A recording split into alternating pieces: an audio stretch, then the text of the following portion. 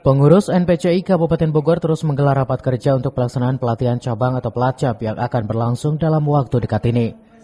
Pelacap NPCI sendiri bertujuan sebagai persiapan para atlet terpilih untuk bisa melakukan latihan khusus agar bisa meraih prestasi terbaik di Peparda Jabar 2022 di Bekasi.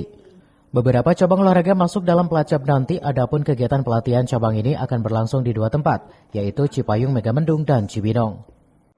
Kan jajaran dengan pengurus, sudah rapat pengurus, rapat koordinator cabur, manajer cabur, ofisial, termasuk pelatih, asisten pelatih untuk persiapan.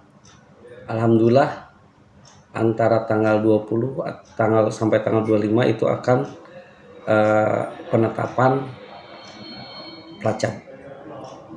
Pelacap ini akan dilakukan di dua tempat, di daerah Megamendung, daerah Cipayung, dan daerah Cibinong selama 3 bulan. Dari Kabupaten Bogor, Cevi Suryadi melaporkan.